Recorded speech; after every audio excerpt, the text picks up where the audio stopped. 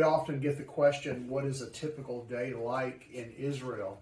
And it's interesting because we stay in very nice hotels, and you get up early in the morning and would have breakfast there. It's part of the package to have breakfast at the hotel, and then usually the guide would tell us when we need to be at the bus and what we need to take for the day.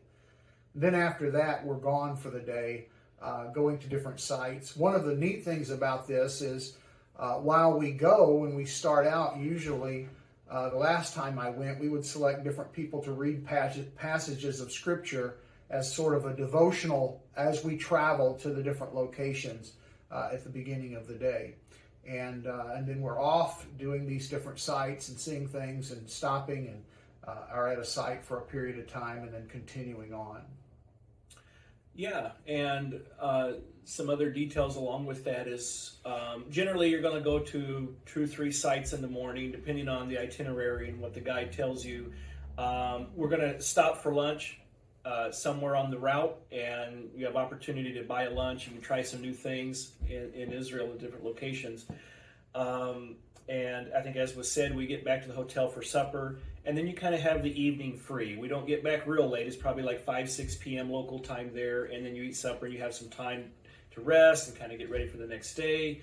I'll add, Israel is about 8 hours ahead of Central Time in the U.S., so like in the evening in Israel might be a good time to call back to the States if you need to talk to a family or something, so that's something that to keep in mind. And while on the trip, another neat thing that enhances the experience is you're given a device as part of the tour, and where you get to wear earbuds, and you always are hearing the guide speak, even from a distance. It's a radio transmitter, so you can always hear what's going on. You can hear instruction of when we're going to the bus, what are we seeing, what's the significance of what we're seeing. So you don't have to be worried about, well, am I close enough to hear and all this. It's right in your ear through that device.